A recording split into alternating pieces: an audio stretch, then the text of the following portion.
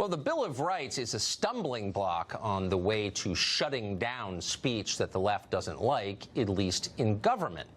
But there's a new avenue for those who would like to censor what you say and think, and that's corporations. The left have wised up to this. If you want to stop someone from telling the truth, use companies to do it, the social media giants, and they are. So far, the most prominent casualty of the crusade against free expression has been the radio show host Alex Jones.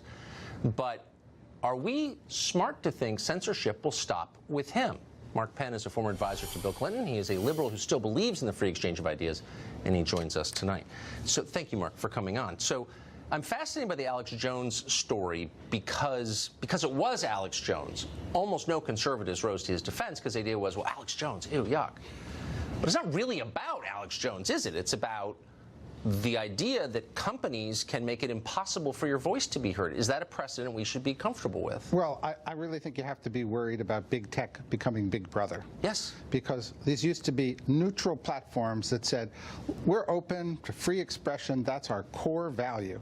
And now they've said, well, not so much, with particularly Facebook hiring 10,000 new censors on top of another 10,000 and having roving censoring bots looking for content. Look, I never read Alex Jones, but here's somebody with millions of followers, publicly accountable for his speech, operating within Supreme Court standards, yanked from the media. That's a surprise to me. That says that these platforms are no longer as open as they presented themselves to be. And it's not just him. There are many like him who've been yanked, lesser known, but still. So this has political implications. You ran and managed campaigns for so long.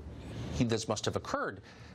A lot of our political debate takes place on social media platforms. So if they clamp down on one side of the debate, why wouldn't that influence an elections outcome? Well, obviously it could have a big influence on elections, increasingly because where people turn for their news is that they look at the news feeds that are run by the major social media companies. And so they're more powerful than any TV station, more powerful than Fox. Yes, they are. Because of the amount of time that people spend, and it's a funnel. So if you're not at the top, you don't get seen.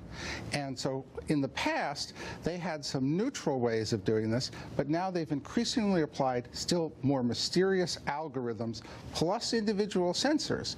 And remember, they're private platforms, they say, so they're not actually subject to the First Amendment unless we get some legislation here that says free speech is an internet right. Well, it's totally meaningless. If I own a toll road, I can't say anyone of a certain race can't drive on my toll road.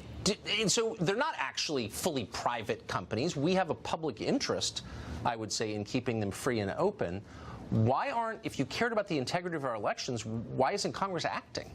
I don't know why Congress isn't acting. Part of it is because to stand up to a social media company means you could have 5 million people on your doorstep the next day. So I think there's been a lot of intimidation in Congress instead of bipartisan agreement that, hey, we cannot have this kind of regulation of speech where whoever runs one of the big platforms can pick out speech, which speech goes and which speech doesn't. Not when they've been exempted from the libel laws, when they've been set up as open platforms, and they now become media companies instead. And that's exactly what's happened. They become media companies that take ads on the media that they run, and they have editors and algorithms and bots that run it. I really believe that 10 years from now, this segment, what you just said, will be seen as prescient.